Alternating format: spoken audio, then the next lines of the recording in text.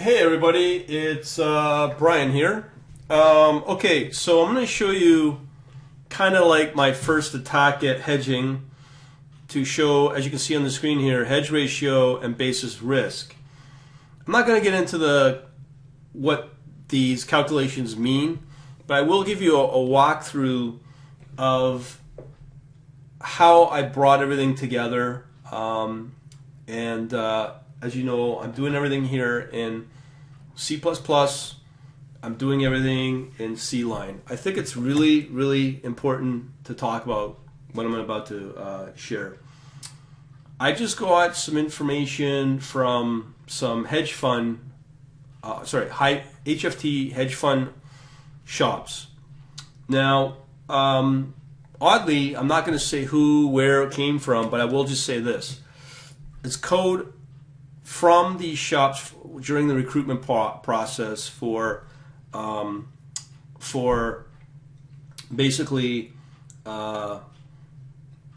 people interested in learning about this is for a career option. All of it's done in C++ and Linux. All right, so this is a good path to go down because I do get a lot of students that are coming out of computer science, and kind of people that are getting hired for these type of jobs are PhDs in computer science, so they're quite at a brainiac level. I've been coding for over 30 years, and some of the code that I've seen in this stuff is pretty low level, pretty complex, and it's all about efficiency. That's what they look for. They want to see how you can code. And the recruiters as well as the companies are expecting this work to get done literally in 3 hours versus 2 hours. It just boggles my mind on the competition for these jobs and the pressure that even if you got into these workplaces, the pressure will be on you. Okay, so enough of that. Oh, before I forget, this is in for London. These jobs pay about $1,500. 1,500 British pounds per day at some of these shops. So that's the kind of money these people are making, like 400, 500,000 US dollars. I don't know about bonuses and all that. On top of the other big one is these are just quant developers. The quant researchers that really come up with the ideas make tons more money. So these are just ideas I'm just showing you. So these are the paths that we go down. Okay, so let me just show you this code here. As you can see here in my Linux, I've got here, I'm using an IDE called C-Line. It is a commercial IDE. It is quite good. It's worth the money because it makes you kind of productive. As you know, I'm not a big fan of these open source or free IDEs for Java. This one's quite good. It's quite ingenious in some of the features that I've seen from JetBrains. All right, so these are the required. Geez, my camera's always slipping here. I apologize for that. This is the required header files that you need. I've combined this code with another project called, so this is the first resource. I actually did a demo on this earlier, and then I've got this one as well that I grabbed from another project. My apologies on this stupid camera. And then we've got some supportive code and other stuff. So it's probably better if I just start you off in the main. All right, so we know about the hello world. We know about this. What we do is if you see my previous video, I have this function called setup example. But what I'm actually feeding it are the structure as well as the volatilities calculated by this function that I grabbed somewhere else, which was just calculated. It'll read a text file, and that is generated from my Q collector.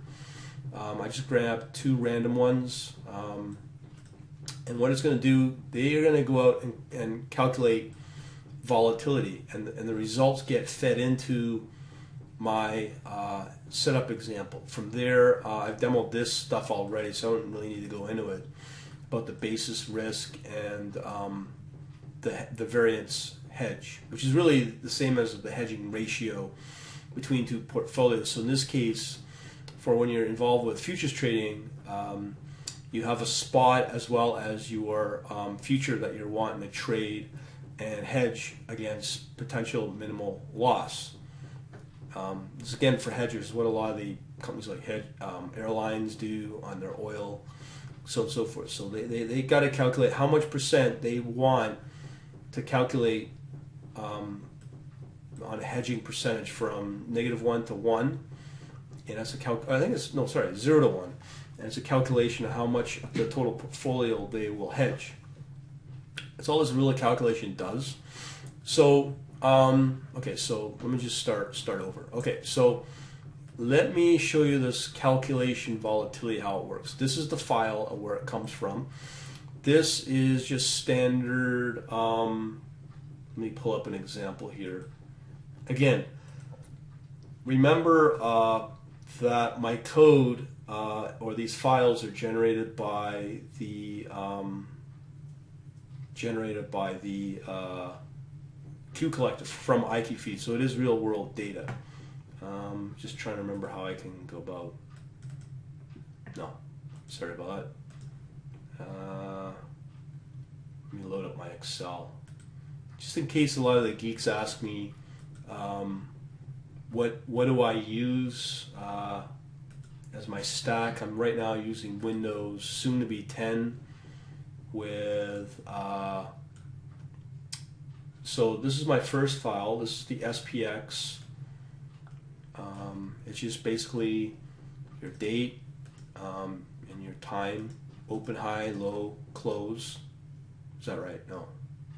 Time, open, high, low, close. And I think this is the volume. That's an index, so there's no volume on it. And then the other one we're using is this GT Daily. Let me just see if this works. This is the other file. Again, these are generated by Q Collector. Hopefully you've seen my IQ feed video playlist on my YouTube. To be honest, I'm not going to go about repeating. That's why you got to watch what I do. Anyways, so we got the same thing. Date, time, open. Oh, this is tick date actually, so it's collecting this and this. Anyways, let me just show you how this works. Just learned I had a bug on the data. Anyways, so what we do is we load in or execute our calculate volatility function. So we, as I said, we give it the file name. We've got some. Now, one thing I gotta stress: this is not efficient code. I'm probably breaking all standards on C++. From my point of view, at this point, I don't really care. Like, it just to show you how to do things, and it will get more intelligent as I go along as time passes. But this is just really my first foray as a real world programming, quote unquote, small project for calculating algorithm analysis done in C++ and in Linux. So don't expect this to be awesome code for efficiency, because the code I just looked at for on a lower latency, it's very inefficient. This is beyond inefficient. This is just for demonstration purposes, so I need to stress that, okay? So what we're going to do here is I set up some definitions here, some constants. The one that's the one you should really pay attention to is just the max rows. So what we're going to do is we set up a vector array of a double. That's going to be read in from those two files that I showed you, those two flat files. This code, some of it has unnecessary code here. If you look at here, let me just hover. You're going to see some, local variables that are never accessed or used. So those exist. From my point of view, whatever. It's like, this is not a contest here right now. When I go into production live trading, yeah, I'll worry about it. But right now, just for playing around and testing, this is fine as it is, I think. Okay, so as I said, we create an array. we create some initiation. There's the N, which is really defining the size of the vector, but I'm using STL now, standard template library vector, or am I? No. I'll show you what I'm doing. So what we do is we set up this if stream, so it's basically setting up a handle for the file. We open it if it's good, meaning that it exists. We bomb out saying it's no good, can't find it. But if it does exist, we loop through the text file, okay, until we reach end of file. But at the end of here, somewhere, I think there's a condition. I bomb out. I'll show you that in a minute when we get there. Okay, so let me just, so this is the while loop. So we set up a buffer. We read in the lines, as you can see here. And then we process the tokens.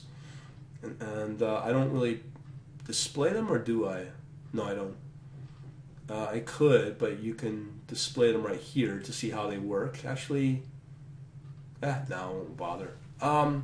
So we parse it into tokens, and yeah, so basically we go through each line, we break it up, but once we hit our fourth token, which is really our closing price, then we just take that string representation, or the ASCII to F, we convert it to a double, and then we just push back, which is basically adding it to that vector array. That's all we're doing.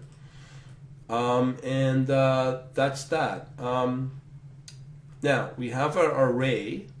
Okay, so we're going to do some STL liking stuff, but it's using the standard core C++ library calls. We do this accumulator from the start to the finish, divided by the array size. So that's how we get our mean. And then we have our, do a little bit of what they call transformation. And from there, what we get is our variance. Okay. Now you can get all this code here from this Stack Overflow message. That's where all this code came from. And it's not efficient, but it's easy to code in C++. So we transform. This will go into details. This link here will detail how that works, really. And then we do a square sum. And from there we can calculate our standard deviation, but then again, we want our volatility. So we do a square root on the standard deviation, as defined in here. Okay? And then we return the volatility. Did I say volume here? I meant volatility, if that's the case. I always get those two confused. And that's it. So now, because we're running both volatility for asset 1, which is really this GT_D, and then this other one for SPX1, then we feed that into our setup example, and all it really does is our setup example, it just takes the arguments and feeds them into our I structure right here, which is our input structure. Okay, this is just, whatever. And then what we do is we calculate our basis risk based on that structure here. I think I've talked about how this is done. Here's the calculations, how all that's done. And then we have our variance on the hedge.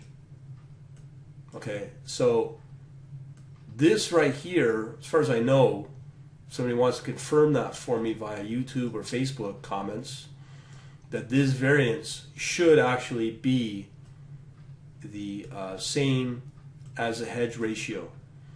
And if that's the case, this is what we have. So we have a 60% hedging for this combination based upon historical data that we feed it, and based upon historical volatility. So that's just one example I'm working on. So this could be used as a way to kind of measure on our optimal hedging ratio on what we will hedge on these two assets based upon the historical volatility. So hopefully that means something to anybody. Let me know if this makes sense. This is where I like to leverage off of everybody in my community, and let me know what you think. Other than that, over and out. Hopefully this will help you out. And if you want the code, as usual, you know what to do. It's how we keep the lights on around here, and I can go from eating milk bones to hot dogs for dinner every day. Yay! All right, talk to you later. Have a good night, Dave, and I'll talk to you later.